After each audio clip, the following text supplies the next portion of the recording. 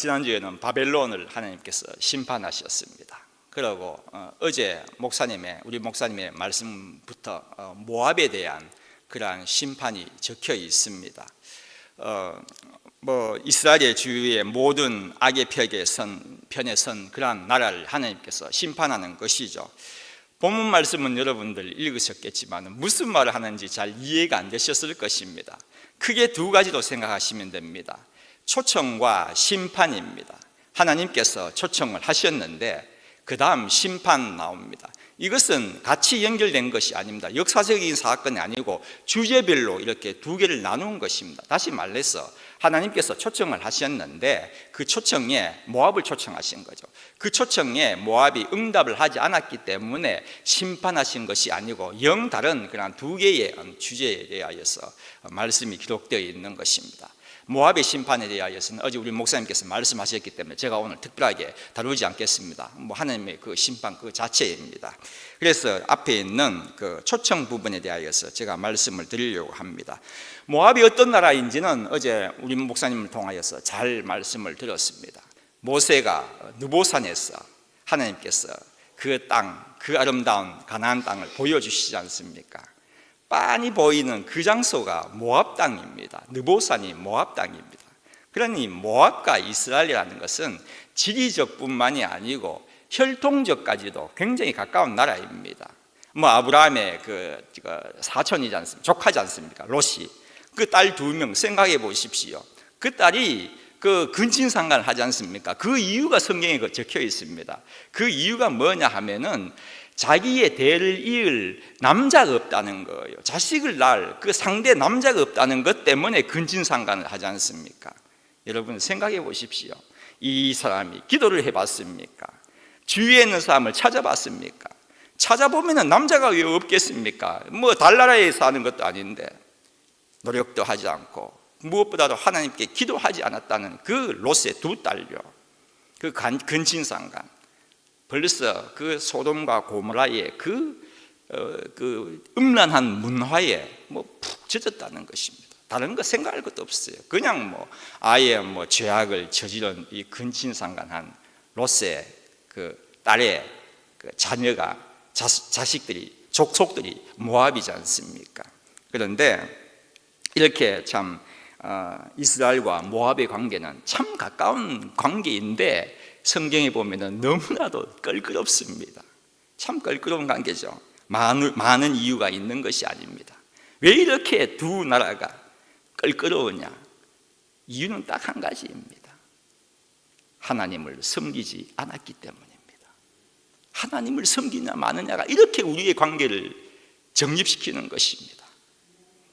이 한 가지 사실은요, 구약에서는요 다른 해법이 없습니다. 하나님을 섬기지 않는 자 이꼴 심판입니다. 다른 해답이 없는 것입니다. 그래서 이 이스라엘의 주위의 모든 사람을 심판받지 않습니까? 그렇다면은 하나님을 섬기지 않는 모압도 살 길이 전혀 없습니까? 라는 것입니다. 그 모압이 하나님을 섬기지 않는 그 사람들이 살 방도가 없느냐는 것입니다. 아닙니다. 있습니다. 그것이 1절 말씀입니다. 너희는 이 땅 통치자에게 어린 양들을 드리되 셀라에서부터 광야를 지나 딸 시온산으로 보낼지니라. 이게 무슨 말이고 하면은 지금 시대적 상황은 배경은요 아수르가 지금 모압을 침략하고 있는 상황입니다. 그래서 그때에 살 수 있는 방법을 하나님께서 주신 겁니다. 뭐냐 하면은 이 땅 통치자에게 어린 양을 드리라는 것입니다. 이게 무슨 말이고 하면은 결국은 그것입니다. 유다의 양을 드리라. 다시 말씀드리면은 하나님의 도움을 구하라 이 말씀입니다. 너희들 지금 엉뚱한 길로 가고 있지 않느냐? 그러나 너희들이 살 것은 나를 구해야 된다 이 말씀입니다. 이 말은 하나님께 구하라는 이 말씀인데 이방인일지라도 구하면 주시겠다는 이 놀라운 사실 여러분 꼭 기억하셔야 됩니다. 그런데 보면은 셀라에서부터 광야를 지나가지고 딸 시온산으로 그런 어린 양을 보내라고 기록되어 있습니다.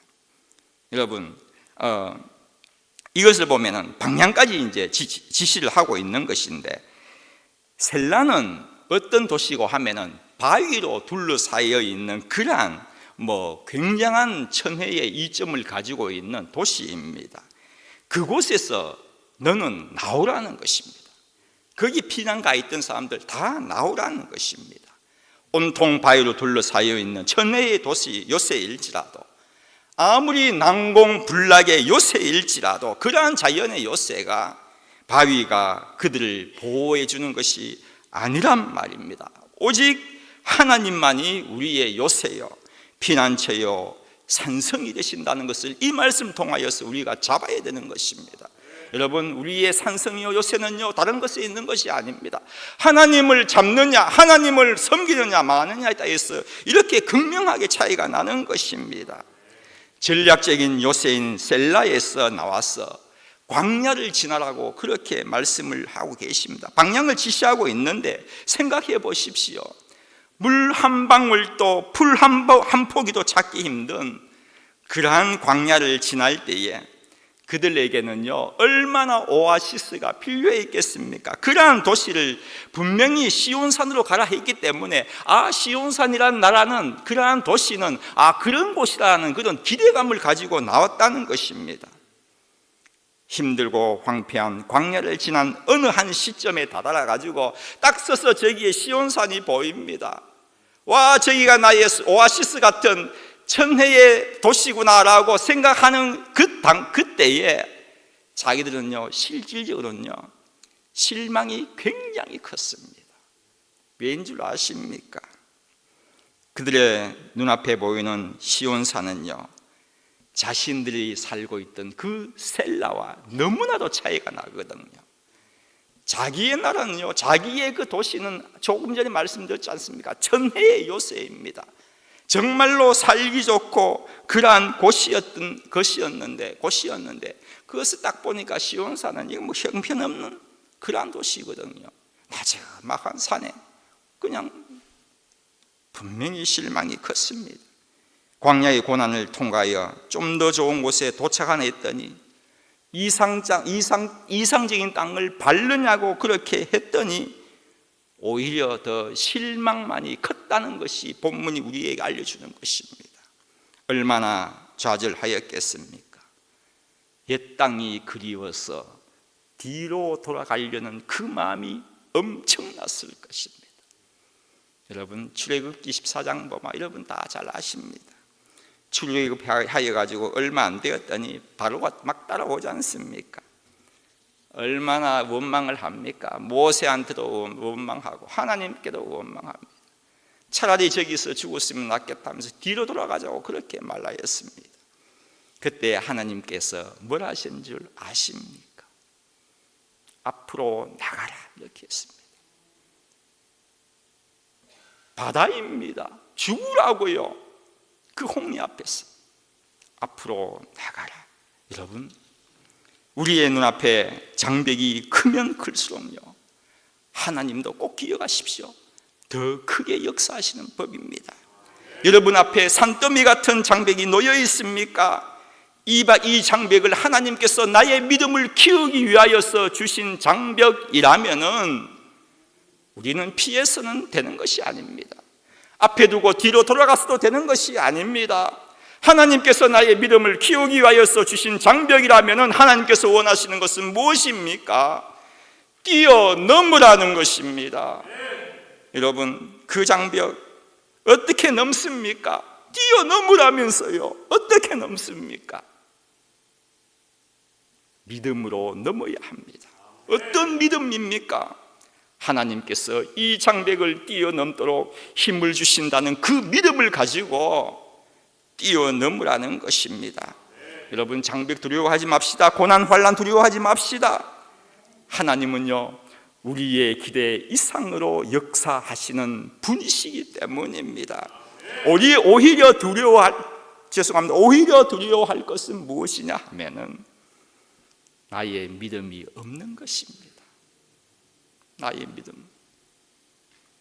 모압인들은 광야를 지나 아득히 보이는 시온산을 볼 때에 돌아가고 싶은 마음이 컸겠지만은 그들은요 시온산을 향하여서 전진해야 하는 것이었다는 것입니다. 다른 이유가 있는 것이 아닙니다. 없습니다.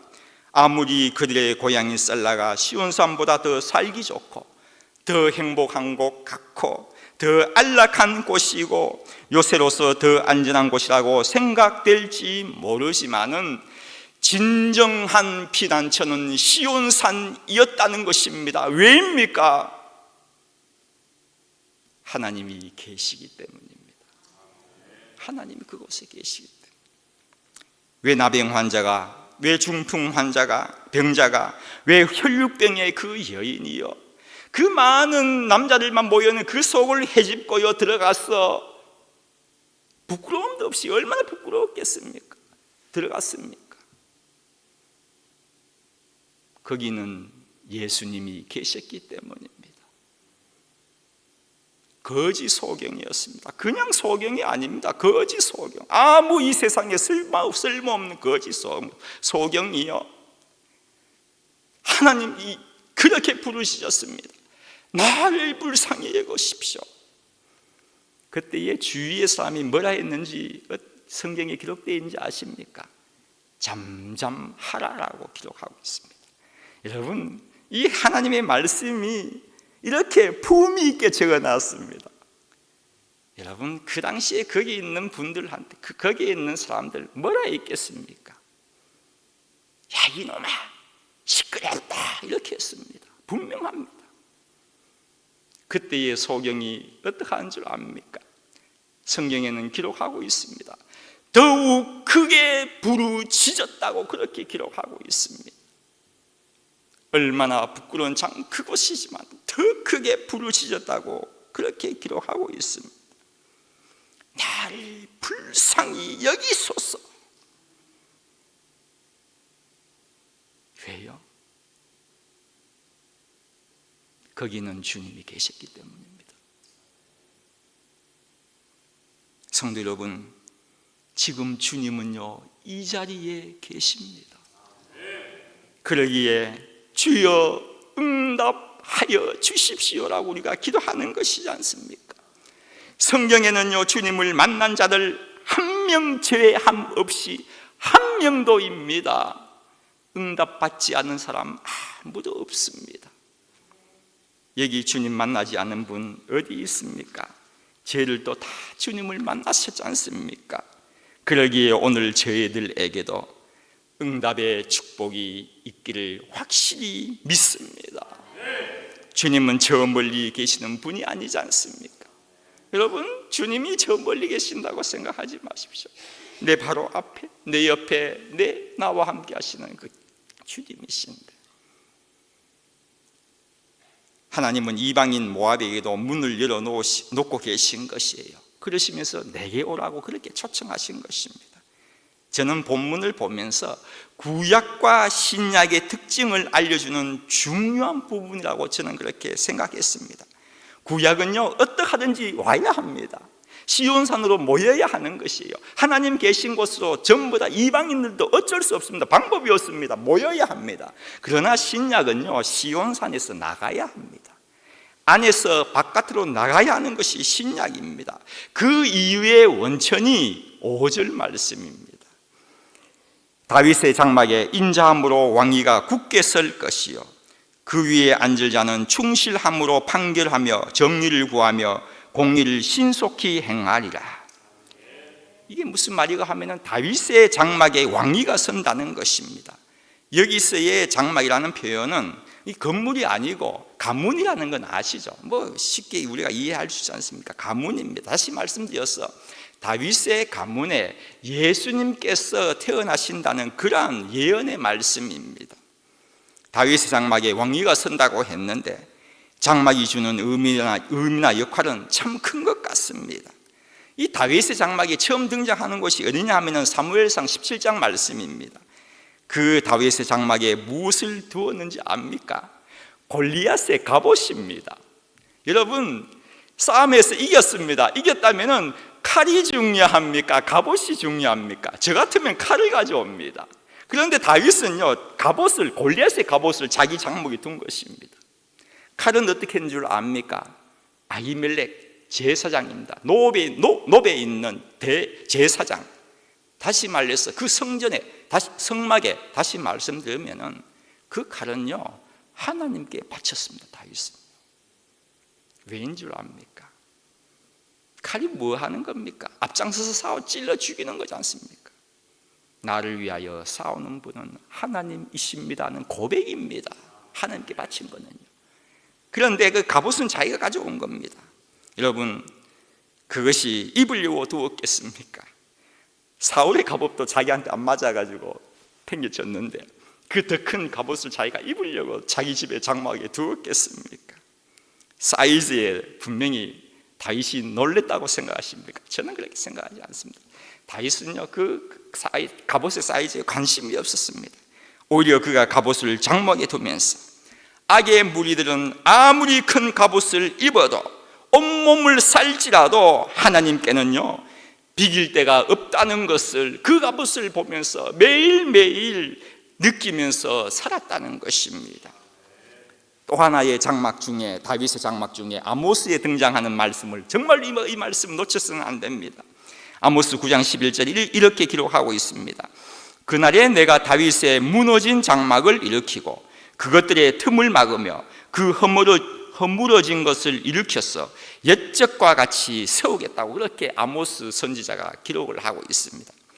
하나님은 왜 역사상 가장 화려하고 위대한 솔로몬의 성전을 원하시지 않고 볼품없는 다윗의 장막을 다시 세우기를 원하실까요? 목적이 있습니다. 그 해답을 야고보가 말합니다. 사도행전 15장에 보면은요, 이방인 문제로 수제자 베드로, 야고보, 바울, 바나바, 그 당시 최고의 그 신앙인들이요 모여서, 또 지도자들이 모여가지고 예루살렘에 모였습니다. 이방인 문제 때문에. 그때에 이것을 예루살렘 공의회랍니다. 1차 굉장히 중요합니다. 그때에 야고보가요 이 아모스의 말씀을 가지고 다윗의 장막의 말씀을 인용하면서 뭐라 했는지 아십니까? 요약을 하면 이렇습니다. 무너진 다윗의 장막을 다시 세우기 위하여서는 이방인을 향한 선교 없이는 세울 수 없다였습니다. 무슨 말입니까? 다윗의 그 장막은 하나님께 찬양하고 기도하는 최상의 경배의 장소였지만은, 그러나 그러한 예배일지라도 하나가 빠졌다는 것입니다. 구약의 장막은 그것으로 좋겠습니다. 그러나 신약의 장막은 그것만으로는 안 된다는 것입니다. 신약에서는요, 지금 우리의 시대에서는 이방을 향한 선교입니다. 그러기에 우리 교회의 비전센터는요, 참으로 하나님께 드려진, 다시 세워진 다윗의 장막이 될 것입니다. 왜입니까? 찬양과 경배와 기도와 말씀만이 아니라 복음이 담겨있는 장막이기 때문입니다. 우리에게는 또 다른 한 장막이 있습니다. 바울은요 우리의 몸을 장막으로 표현을 했습니다.